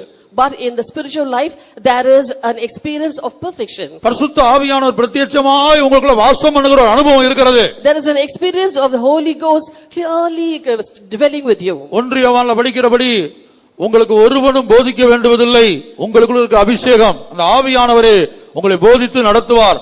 As read in 1 John, it is written that need nobody to teach you, as the Spirit of God that abides in you will teach you. கர்த்தருடைய பரிசுத்த நாமத்துக்கு உண்டாகட்டும். Glory be to God's holy name. 1 John chapter 2 verse 27. 1 யோவான் 2:27. But the anointing which ye have received of him abideth in you, and ye need not that any man teach you, but as the same anointing teacheth you of all things, and is truth, and is no lie, and even as it hath taught you, ye shall abide in him. நீங்கள் அவரால் பெற்ற அபிஷேகம் உங்களில் நிலைத்திருக்கிறது. ஒருவரும் உங்களுக்கு போதிக்க வேண்டுவதில்லை. அந்த அபிஷேகம் சகலத்தையும் குறித்து உங்களுக்கு போதிக்கிறது. அது சத்தியமாயிருக்கிறது, பொய்யல்ல. அது உங்களுக்கு போதித்தபடியே அவரில் நிலைத்திருப்பீர்களாக. அது உங்களுக்கு போதித்தபடியே, as it hath taught you. இதான் தேறின ஒரு நிலவரம். This is a perfection. இப்போ நீங்க வேலை ஸ்தலத்துக்கு போறீங்க, Now you go to work, காலேஜுக்கு போறீங்க, you go to college, பல்வேறு இடங்களுக்கு வெளியூருக்கு போறீங்க, or you go to various places and also out of station. எல்லா சந்தர்ப்பத்திலும் நீங்க பரிசுத்தவான்கிட்ட கான்டாக்ட் பண்ணி ஒரு சின்ன சின்ன காரியத்தையும் செய்ய முடியாது. And in all circumstances, you cannot be getting the advice of the saints. கர்த்தருடைய பரிசுத்த நாமத்துக்கு உண்டாகட்டும். Glory be to God's holy name. அப்ப ஒவ்வொரு இடத்திலும் எப்படி நடக்க வேண்டும், எப்படி பேச வேண்டும், எந்த இடத்தை விட்டு விலக வேண்டும், எங்க போகாமல் இருக்க வேண்டும், இது ஆவியானவர் போதித்து வழி நடத்துவார். The Spirit of God will teach you and lead you as to how you have to go, where you have to go, and how you have to deal there. கர்த்தருடைய பரிசுத்த நாமத்திற்கு மகிமை உண்டாகட்டும். Glory be to God's holy name. ஆகவே விருந்து வீட்டிலே முதன்மையான இடத்தை தேடுகிற ஒரு அனுபவம். Therefore, an experience of seeking the chiefest rooms in the house of feast. அந்த முதன்மையான இடம் கிடைக்காமல் இருக்கும்போது, அலட்சியப்படுத்தப்படும் போது, அதன் நிமித்தமாய் உண்டாகிறதான கசப்பு, வைராக்கியம், பிரிவினை, கோபம், சண்டை, இவையெல்லாம் கரைகளாய் இருக்கிறது. And if you are not given the highest room, and if you are being despised, there is a struggle within you. Because of that, you have bitterness, hatred, emulation, variation, and so on. கர்த்தருடைய பரிசுத்த நாமத்திற்கு மகிமை உண்டாகட்டும். Glory be to God's holy name. அடுத்தபடியாக விருந்துக்கு நாம் பரிசுத்தவான்களையோ அழைக்கும் போது, Next, when we invite saints for the feast, இங்கே இயேசுவை அழைத்ததான சீமோனை பார்த்து ஆண்டவர் சொல்லுகிறார், தனக்கு கொடுக்க வேண்டிய கனத்தை அவன் கொடுக்கவில்லை என்பதை குறிப்பிடுகிறார். Here Jesus, looking unto Simon, who had invited Jesus for the feast, says that he did not give the honor due unto him. கர்த்தருடைய பரிசுத்த நாமத்திற்கு மகிமை உண்டாகட்டும். Glory be to God's holy name. அதுபோல நீங்கள் விருந்து நடத்தும் போது நீங்க நடத்தின விருந்தை நீங்க கவனமா கவனித்து பார்த்தால் பரிசுத்தவான்களே அழைத்திருப்பீங்க. உலகத்தில் இருக்கிற உங்களுக்கு மேல உள்ள அதிகாரிகள் அழைத்திருக்கலாம், சில வேளை மந்திரிமார்கள் கூட வரலாம். அப்ப என்ன செய்வீங்கன்னா அங்கதான் முக்கியத்துவம், உங்க கண்கள் எல்லாம் அங்கதான் இருக்கும். Similarly, you would have had feast in your house. You would have invited the saints and VIPs. Why not even the ministers? When everybody have come there, your eyes will be always set on those VIPs. கர்த்தருடைய பரிசுத்த நாமத்திற்கு மகிமை உண்டாகட்டும். Glory be to God's holy name. ஆகவே விருந்துகளிலே, அன்பின் விருந்துகளிலே இப்படிப்பட்ட பல்வேறு கரைகள் நம்முடைய ஜீவியத்திலே கடந்து வருகிறது. Therefore, various types of sports come in our life by the feast of charity. கர்த்தருடைய பரிசுத்த நாமத்திற்கு மகிமை உண்டாகட்டும். Glory be to God's holy name. அடுத்தபடியாக லேவி என்கிற ஒரு மனிதன் கர்த்தராகிய இயேசுவுக்கு ஒரு விருந்து வைத்தான். Next, a man, Levi, had hosted a feast for Lord Jesus. லூக்கா 5ஆம் அதிகாரம் 29 முதல் 31 வரை உள்ள வசனங்களிலே அதை பார்க்கிறோம். We read that in Luke chapter 5 verses 29 to 31. And Levi made him a great feast in his own house, and there was a great company of publicans and of others that sat down with him. But the scribes and Pharisees murmured against his disciples, saying, Why do ye eat and drink with publicans and sinners? And Jesus answering said unto him, They that are whole need not a physician, but they that are sick. அந்த லேவி என்பவன் தன் வீட்டிலே அவருக்கு பெரிய விருந்து பண்ணினான். அநேக ஆயக்காரரும் மற்றவர்களும் அவர்களோடு கூட பந்திருந்தார்கள். வேதபாரகரும் பரிசேயரும் அவருடைய சீஷருக்கு விரோதமாக முறுமுறுத்து, நீங்கள் ஆயக்காரரோடும் பாவிகளோடும் போஜனபானம் பண்ணுகிறது என்னவென்று கேட்டார்கள். இயேசு அவர்களுக்கு பிரதியுத்தரமாக, பிணியாளுகளுக்கு வைத்தியன் வேண்டியது அல்லாமல் சுகமுள்ளவர்களுக்கு வேண்டியதில்லை. இங்க கவனித்து பாருங்க, கர்த்தராகிய இயேசுவுக்கு லேவி என்கிற ஒரு மனிதன் ஒரு பெரிய விருந்து பண்ணினான். Here we see that Levi had made a great feast for Lord Jesus. ஆனா அந்த விருந்துக்கு ஆயக்காரரும் பாவிகளும் அழைக்கப்பட்டிருக்கிறாங்க. But to that feast, publicans and sinners were also invited. உடனே அங்க வந்த பரிசுத்தவான்களின் கூட்டம் சொல்லுது, There the saints, group of saints who come there said, என்ன ஆயக்காரங்களோடையும் பாவிகளோடையும் உட்கார்ந்து அவர் சாப்பிட்டு இருக்கிறாரு? Why is he eating with the publicans and sinners? கர்த்தருடைய பரிசுத்த நாமத்திற்கு மகிமை உண்டாகட்டும். Glory be to God's holy name. இப்படி விருந்து வீடுகள்ல போகும்போது பல தேவனுடைய பிள்ளைகளுக்கு பல்வேறு காரியங்கள் சம்பவிக்கிறது. In this way, when you go to the house of feasting, many things happen to many people of God. ஒரு இடத்திலே ஒரு சம்பவம் நடந்தது. In a place, incidents took place. ஒரு விருந்து நடந்தது. There was a feast. அந்த விருந்துக்கு பல்வேறு விசுவாசிகள் போய் பங்கெடுத்தாங்க. Many believers took part in the feast. அதுல ஒரு குறிக்கப்பட்ட விசுவாசி உடுத்தினதான ஒரு வஸ்திரத்தை குறித்து அந்த விருந்துல பங்கெடுத்த விசுவாசிகளுக்குள்ளே ஒரு பேச்சு உண்டாயிற்று. And in that feast, there was a talk going on among the believers about the dress worn by a particular believer. இப்படி திரைப்பட நடிகை போல வஸ்திரத்தை உடுத்திட்டு வந்திருக்காங்களே, She's come dressed like an actress. இவங்க விசுவாசியா? Is she a believer? விசுவாசியா மாத்திரம் இல்ல, brother இதெல்லாம் கண்டிக்கிறது இல்லை. ஏன்னா Doesn't brother look into all these? கண்டிக்கிறதுனா என்ன செய்யணும்? If I have to check them, what should I do? இப்படி ஞாயிற்றுக்கிழமை பிரசங்கத்துல சொல்றோம். We are telling all these in the messages on Sundays. பிரசங்கத்துல பல்வேறு விதங்கள்ல சொல்லப்படுது. ஒரு லிமிட் இருக்குது, அந்த அளவுக்கு நாங்க சொல்லுகிறோம். We have a limit, and till that limit we speak during the messages. அதையும் மீறி இப்ப பலரும் பல்வேறு விதத்துல நீங்க ஜீவிச்சிட்டு இருக்கீங்க. And beyond that also you are transgressing, and many people living according to your desires now. நான் பலமுறை சொல்லிட்டேன், நீங்க ஸ்கூலுக்கு போகும்போது காலேஜுக்கு போகும்போது யூனிஃபார்மோட போறீங்க.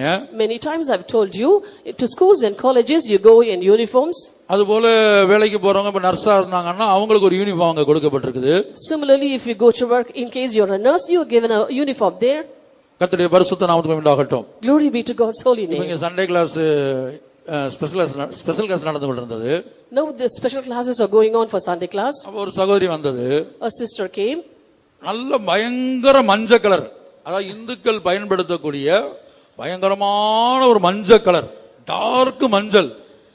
She was wearing a bright yellow color dress. நான் கூப்பிட்டு கேட்டேன், என்னம்மா இது அப்படின்னு கேட்டேன். I called and asked her, what is this? இது யூனிஃபார்மா என்று கேட்டேன். I asked her if that was her uniform.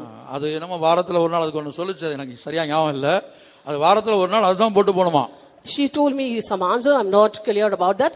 She said she had to wear it once every week. இப்ப படிக்கிற இடத்துல நல்ல கருப்பு கலர்ல கறிக்கொட்டமாய் கருப்பு கலர்ல யூனிஃபார்ம் கொடுத்தாலும் போடுறதுக்கு நம்ம ஆட்கள் ரெடியா இருக்கிறாங்க. அது நமக்கு பிடிக்காது, எனக்கு பிடிக்காதுன்னு சொல்றதுக்கு ஆள் இல்லைங்க. In the places where you study, if you're asked to wear a black dress also, our believers are ready to wear that, for there is no one to come forward to protest those things. ஆனா ஞாயிற்றுக்கிழமை ஆராதனைக்கு வரும்போது பாருங்க, அநேகருக்கு அந்த வெண் வஸ்திரம் கிடையாது. But when you come to the service on Sundays, many people do not have white dresses. ஆனா நீங்க எல்லாரும் ஸ்கூலுக்கு காலேஜுக்கு போயிட்டு தான் வந்திருக்கீங்க. And all of you have earlier gone to schools and colleges. உன் வஸ்திரம் எப்போதும் வெண்மையா இருக்க வேண்டும் என்று வேதம் சொல்லுது. எப்போதும் இருக்கணும்னு சொல்லப்பட்டிருக்குது. Scripture says, let your garments be always white. அந்த வசனத்தை வாசிங்க. உன் வஸ்திரம் எப்போதும் வெண்மையா இருக்க வேண்டும். Ecclesiastes chapter 9 verse 8. நீங்க கேட்கலாம், எப்போது எப்படி பிரதர் வெண்மையா போட முடியும்? And you can ask, how brother can we wear white always? கட்சிக்காரங்களை போய் பாருங்க, காங்கிரஸ் கட்சிக்காரங்கள சிலரை பார்த்தீங்கன்னு சொன்னா, If you go to the party cadres of Congress, அந்த உயிரில்லாத கொள்கைகளுக்காக, அந்த கொள்கையில ஒரு உயிர் இல்ல, for lifeless principles, அவங்களை விசாரிக்க ஆள் இல்ல, nobody to question them. ஆனாலும் கதர் சட்டையில இன்னும் சரியா ஃபாலோ பண்ணக்கூடிய எத்தனையோ பேர் இருக்காங்க. But there are many people who follow in white cotton garments. கர்த்தருடைய பரிசுத்த நாமத்துக்கு உண்டாகட்டும். Glory be to God's holy name. ஒருவேளை நீங்க வேலை ஸ்தலத்துல போகும்போது யூனிஃபார்மோட போகக்கூடிய வேலை இருக்கும். சில வேலை Suppose the place where you work, you might have to go in uniforms. போலீஸா இருக்கிறவங்க என்ன செய்ய முடியாது, ஒயிட் அண்ட் ஒயிட்ல போக முடியாது. People working in the police department cannot go in white and white. வக்கீலா இருக்கிறவங்க ஒயிட் அண்ட் ஒயிட்ல போக முடியாது.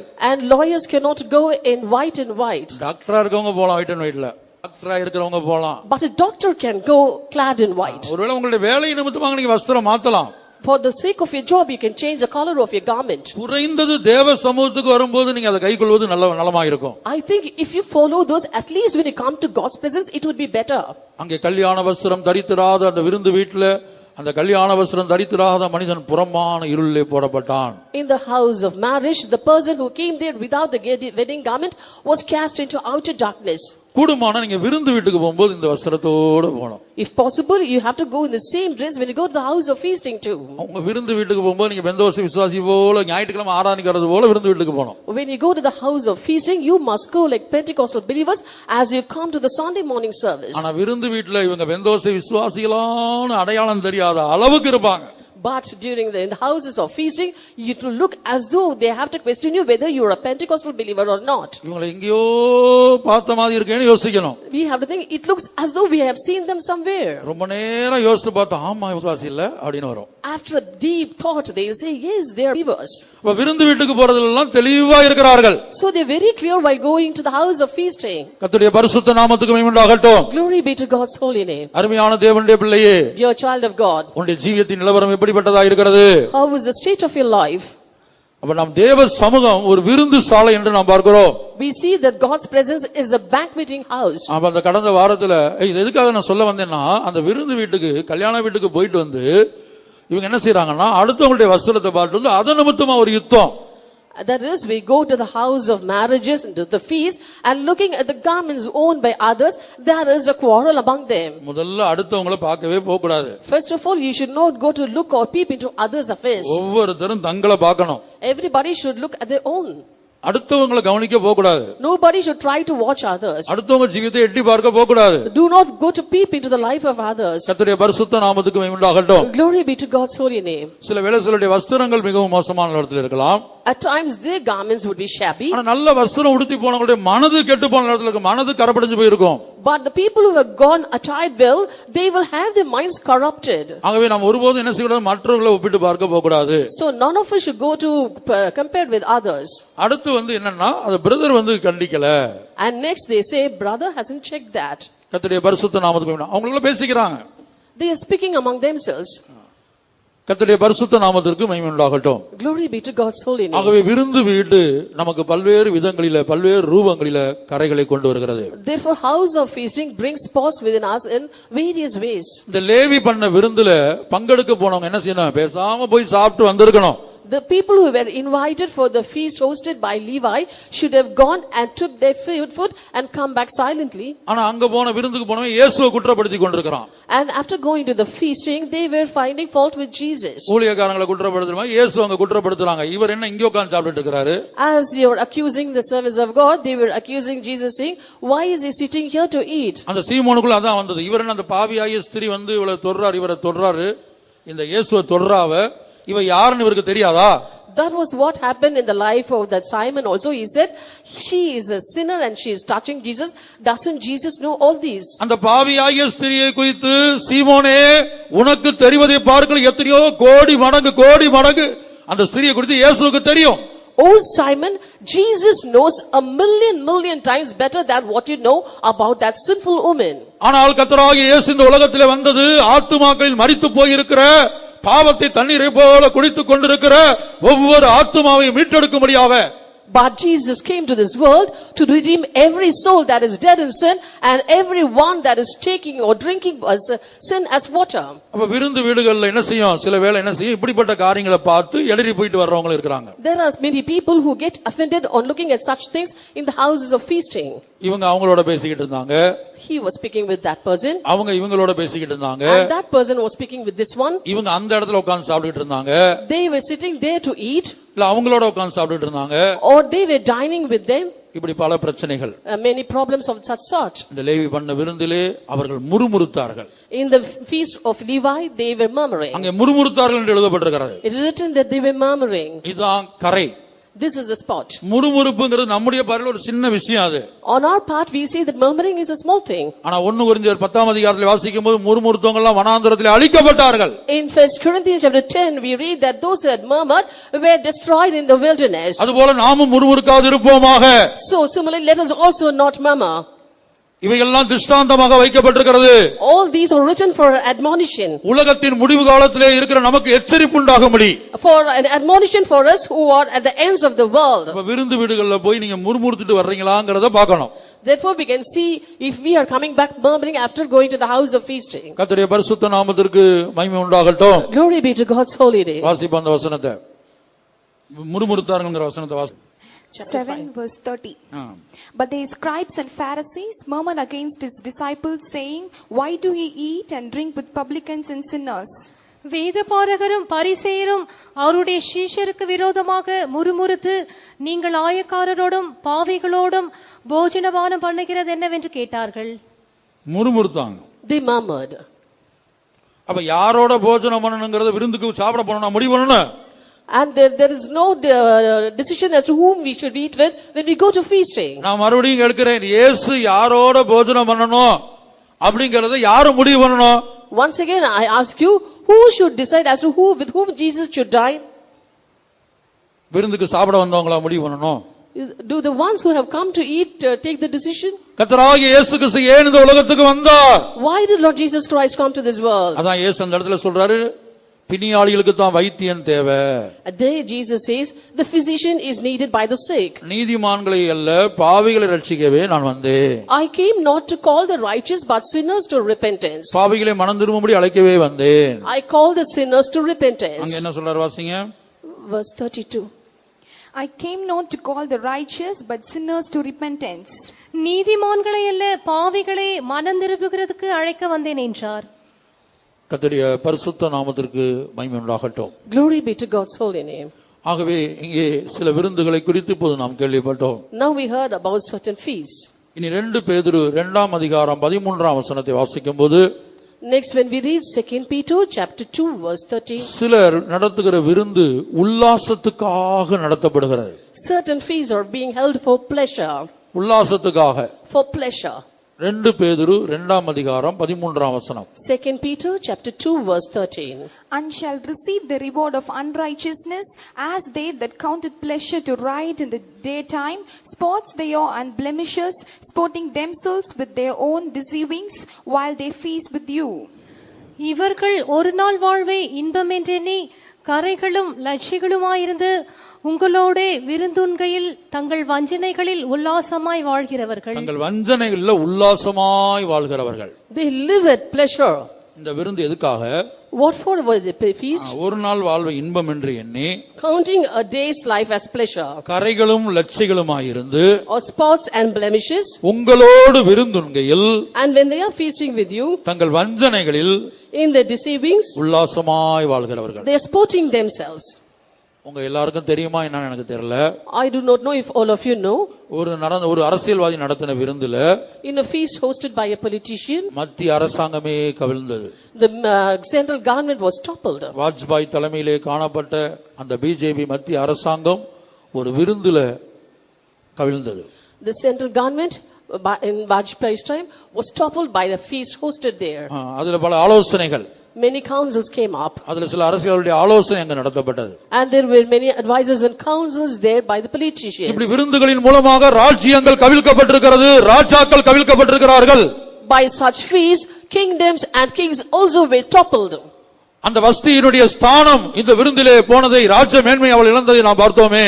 We already saw that Vashti had lost her royal estate by a feast. இப்போது நாம் ஒரு ஆவிக்குரிய விருந்துக்குள்ளே மறுபடியும் கடந்து வருவோம். Now once again let's come to a spiritual feast. அவர் என்னை விருந்து சாலைக்கு அழைத்துக் கொண்டு போனார். He brought me to the banqueting halls. என் மேல் பறந்த கொடி நேசமே, அவருடைய கொடி நேசமே.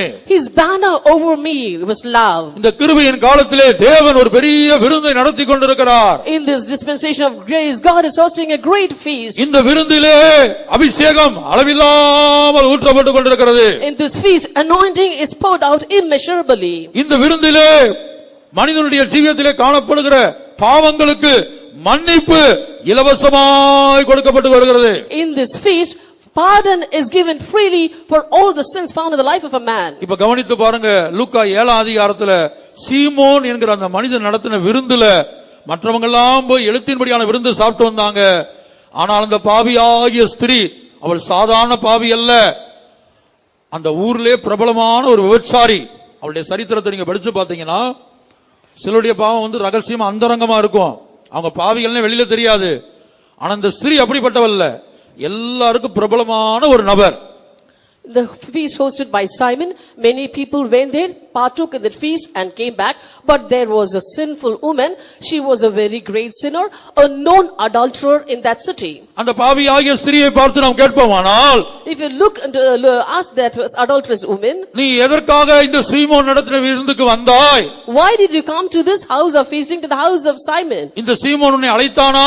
Did this Simon invite you? உனக்கு பத்திரிகை வந்ததா? Did you get an invite? இல்லை என்று சொல்லுவாள். She'll say no. அழையாத வீட்டுக்கு நீ எதற்காக வந்தாய்? Why did you come to that house uninvited? அழையாத வீட்டுக்கு நீ எதற்காக வந்தாய்? Why did you come to that house uninvited? நான் சீமோன் வீட்டிலே கொடுக்கப்படுகிற எழுத்தின்படியான போஜனத்தை புசிக்கவோ குடிக்கவோ வரவில்லை. I never came to partake in the literal feast hosted by Simon. நான் பாவியாகிய ஸ்திரீயாய் இருக்கிறேன். I am a sinful woman. என் பாவங்கள் வானபரியந்தம் எட்டி இருக்கிறது. My sins have reached the sky. இயேசு இங்கே இருக்கிறார் என்று கேள்விப்பட்டேன். I came to know that Jesus is here. அந்த இயேசுவை சந்திக்கும்படியாய் நான் வந்திருக்கிறேன். I come to meet Jesus. எனக்கு பாவ மன்னிப்பு தேவை.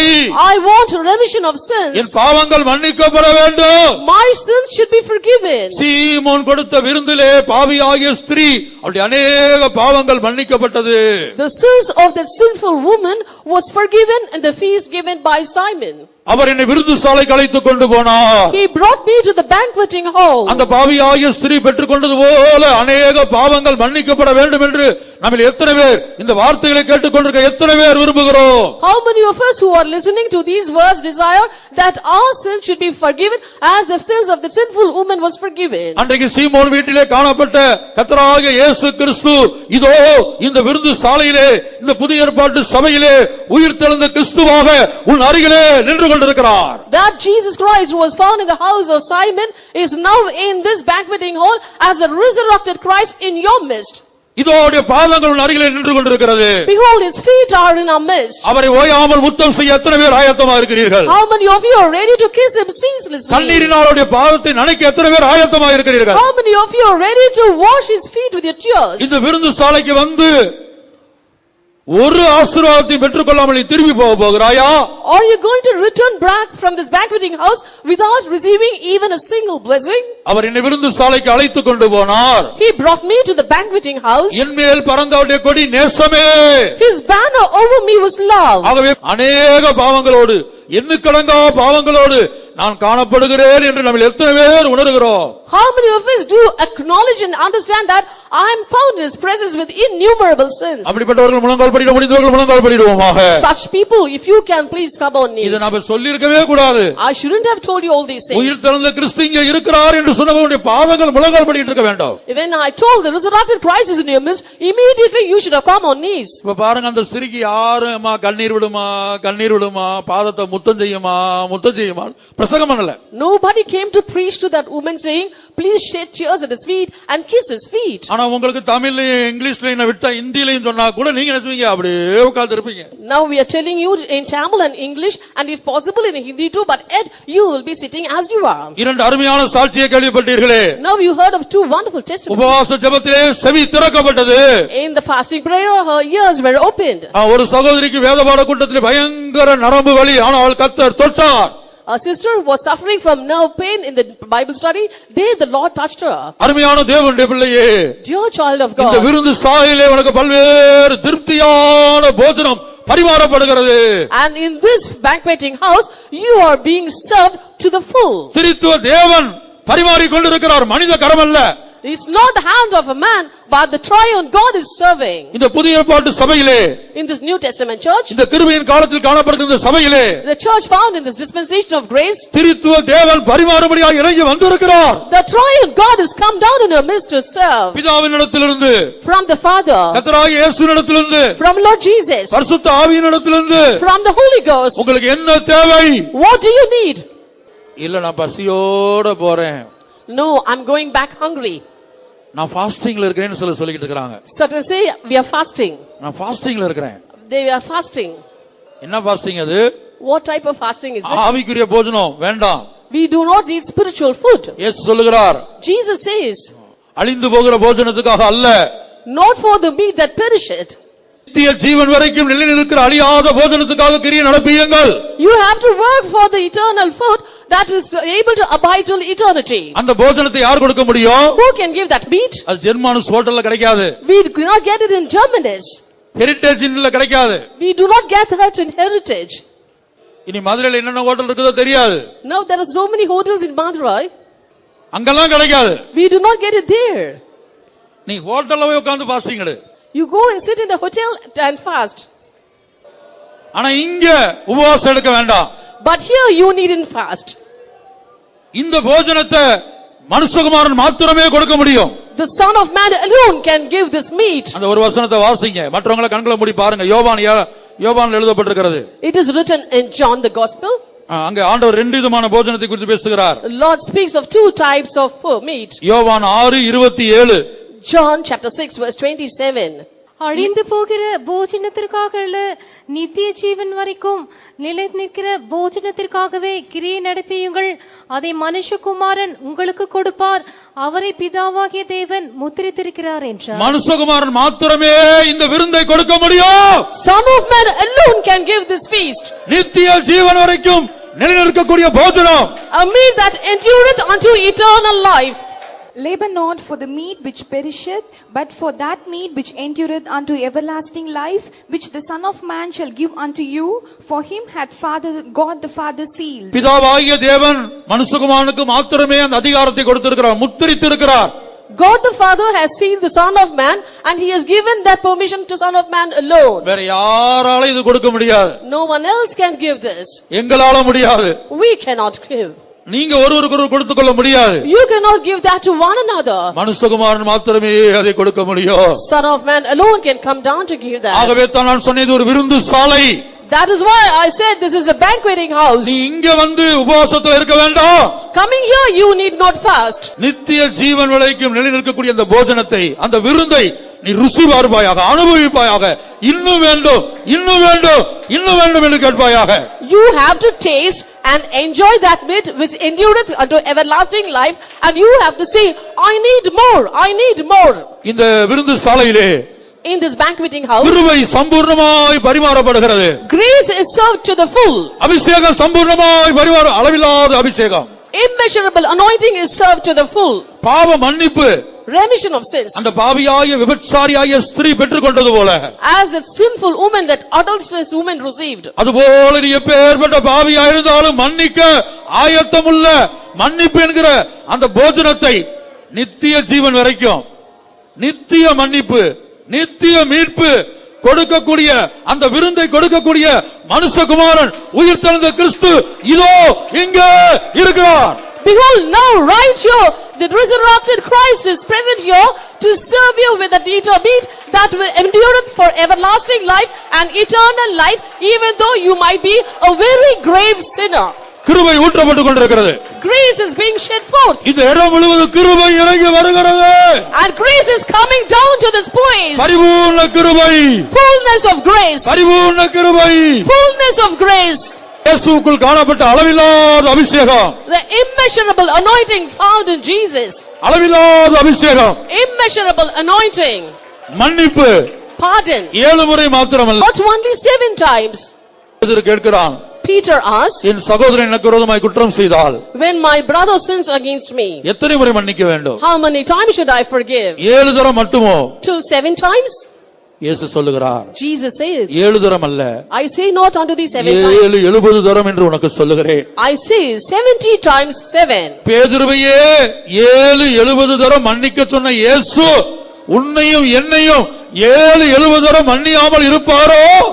Jesus, who had asked Peter to forgive 70 times 7, won't that Jesus forgive you and me that 70 times 7?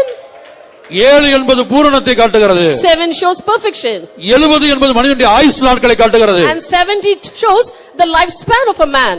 ஒரு மனிதனுடைய ஆயுசு நாட்கள் 70 வருஷம். The lifespan of a man is 70 years. பலத்தின் மிகுதினால் 80 வருஷம். And 80 years by means of strength. 70 தரம் என்றால், when we say 70 times 7, மரண பரியந்தம் மன்னித்துக் கொண்டே இருப்பேன். and I'll be forgiving you until death. மன்னித்துக் கொண்டே இருப்பேன். I'll be forgiving you, keeping on. இயேசு நம்முடைய மரண பரியந்தம் மன்னிக்க அவர் ஆயத்தமா இருக்கிறார். Jesus is willing to forgive us until our death. கவனிங்க. Listen. நம்முடைய மரண பரியந்தம் என்னையும் உங்களையும் மன்னிக்க இயேசு ஆயத்தமா இருக்கிறார். Jesus is willing to forgive both you and me until our death. ஆனா நமக்கு தான் மரண பரியந்தம் அந்த மன்னிப்பு வேண்டாம். But for us, we say we do not need the forgiveness until death. ஏன்னா மரண பரியந்தம் மன்னிப்பு கேட்டுட்டே இருந்தா எப்போது பூரணப்படுவது? And if we keep on asking forgiveness until death, when shall we be perfected? எப்போது ஜெயமெடுப்பது? When shall we be victorious? எப்போது இயேசுவை போல மாறுவது? When shall we become like Jesus? ஆகவே மன்னிப்பு கேட்க முடியாத ஒரு இடத்துக்கு என்னை கொண்டு வரும் ஆண்டவரே என்று கேட்போம். Therefore let's ask the Lord, saying, Lord, bring me to a position from where I needn't ask pardon. என்னை மன்னியும் ஆண்டவரே என்று உம்மிடத்தில் நான் சொல்லாத ஒரு ஜீவியத்தை எனக்கு தாரும். Lord, give me a life so that I do not say unto you, Lord, forgive me.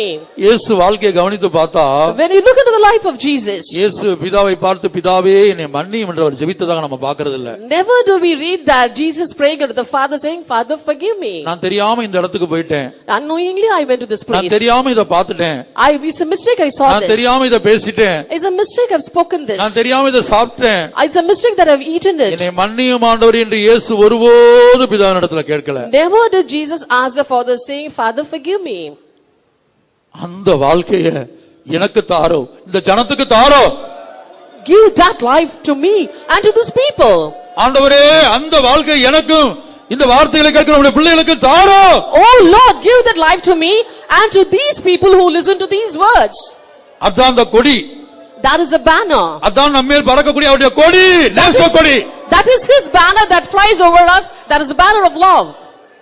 நேச கொடி எந்தன் மேல் வீசி பாசமாய் பறந்திடுதே.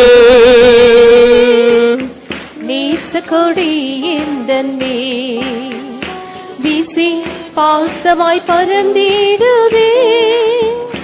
நீசன் என்னையும் பேர் சொல்லி அழைத்தீரன்றோ, நீசன் என்னையும் பேர் சொல்லி அழைத்தீரன்றோ, நித்தம் கிருபையினால் மூடி சுட்டிடுவே, நித்தம் கிருபையினால் மூடி சுட்டிடுவே. அதிசயமான தேவனே, ஆலோசனை தரும் கர்த்தரே, அதிசயமான தேவனே, ஆலோசனை தரும் கர்த்தரே, ஆசை மாத்திரம் உம் அன்புக்கு ஈடேதும் உண்டோ. ஹல்லேலூயா. ஆசையுந்தன் மேல் மாத்திரம் உம் அன்புக்கு ஈடேதும் உண்டோ. நேசக்கொடி எந்தன் மேல் வீசி பாசமாய் பறந்திடுதே. நேசக்கொடி எந்தன் மேல் வீசி பாசமாய் பறந்திடுதே. நீசன் என்னையும் பேர் சொல்லி அழைத்தீரன்றோ. நீசன் என்னையும் பேர் சொல்லி அழைத்தீரன்றோ. நித்தம் கிருபையினால் மூடி சூட்டிடுவே. ஆமென். நித்தம் கிருபையினால் மூடி சூட்டிடுவே. நேசக்கொடி எந்தன் மேல் வீசி பாசமாய் பறந்திடுதே. நேசக்கொடி வீசி பாசமாய் பறந்திடுதே. நீசன் என்னையும் பேர் சொல்லி அழைத்தீரன்றோ. நீசன் என்னையும் பேர் சொல்லி அழைத்தீரன்றோ. நித்தம் கிருபையினால் மூடி சூட்டிடுவே. நித்தம் கிருபையினால் மூடி சூட்டிடுவே. நேசக்கொடி எந்தன் மேல் வீசி பாசமாய் பறந்திடுவே. நேசக்கொடி எந்தன் மேல் வீசி பாசமாய் பறந்திடுவே. நீசன் என்னையும் பேர் சொல்லி அழைத்தீரன்றோ. நீசன் என்னையும் பேர் சொல்லி அழைத்தீரன்றோ. நித்தம் கிருபையினால் மூடி சூட்டிடுவே. நித்தம் கிருபையினால் மூடி சூட்டிடுவே. நீசன் என்னையும் பேர் சொல்லி அழைத்தீரன்றோ. நீசன் என்னையும் பேர் சொல்லி அழைத்தீரன்றோ. நித்தம் கிருபையினால் மூடி சூட்டிடுவே. நித்தம் கிருபையினால் மூடி சூட்டிடுவே. அவர் அதிசயமான தேவன். இந்த கிருபையின் காலம் இருக்கிற வரையிலும் தான் உன்னுடைய வாழ்க்கையில என்னுடைய வாழ்க்கை அவர் அதிசயங்களை செய்ய முடியும். இந்த கிருபையின் காலம் இருக்கிற வரையிலும் நீசனாகிய நம்மை பேர் சொல்லி அழைத்தவர் நித்தம் கிருபையினால் முடிசூட்ட இந்த கிருபையின் காலத்திலே ஆயத்தமாக இருக்கிறார். இந்த கிருபையின் காலத்துக்கு ஒரு முடிவு வருகிறது. இந்த விருந்து சாலைக்கு வந்து இந்த கிருபையை நீ அனுபவிக்காமல் போவதுதான் உன்னுடைய வாழ்க்கையில் என்னுடைய வாழ்க்கையில் உண்டாகிற கரையா இருக்கிறது. இந்த விருந்து சாலைக்கு வந்து மன்னிப்பை பெற்றுக் கொள்ளாமல் போவதுதான் உன்னுடைய வாழ்க்கையில் என்னுடைய வாழ்க்கையில் உண்டாகிற கரையா இருக்கிறது. இந்த விருந்து சாலைக்கு வந்து அளவில்லாத அபிஷேகத்தை பெற்றுக்கொள்ள முடியாய் கெஞ்சி மன்றாடாமல் இருக்கிறாயே. அந்த அபிஷேகத்துக்காக தவிக்காமல் இருக்கிறாயே. பூரணத்துக்காக தவிக்காமல் இருக்கிறாயே. இதுதான் நமக்குள்ளே உண்டாகிற கரை. ஆகவே இந்த அதிசயமான தேவனை அழைப்போம். வருந்தி அழைப்போம். கெஞ்சி அழைப்போம். அதிசயமான தேவனே ஆலோசனை தரும் கர்த்தரே.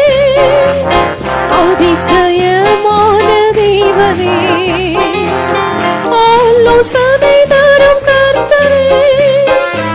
ஆசையுள்ளன் மேல் மாத்திரம் உம் அன்புக்கு ஈடேதும் உண்டோ. ஆசையுள்ளன் மேல் மாத்திரம் உம் அன்புக்கு ஈடேதும் உண்டோ. அதிசயமான தேவனே ஆலோசனை தரும் கர்த்தரே. அதிசயமான தேவனே ஆலோசனை தரும் கர்த்தரே. ஆசையுள்ளன் மேல் மாத்திரம் உம் அன்புக்கு ஈடேதும் உண்டோ.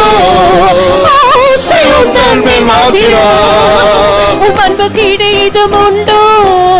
ஆசையுள்ளன் மேல் மாத்திரம் உம் அன்புக்கு ஈடேதும் உண்டோ. ஆசையுள்ளன் மேல் மாத்திரம் உம் அன்புக்கு ஈடேதும் உண்டோ. ஆசையுள்ளன் மேல் மாத்திரம் உம் அன்புக்கு ஈடேதும் உண்டோ. ஆசையுள்ளன் மேல் மாத்திரம் உம் அன்புக்கு ஈடேதும் உண்டோ. ஆசையுள்ளன் மேல் மாத்திரம் உம் அன்புக்கு ஈடேதும் உண்டோ. அல்லேலூயா.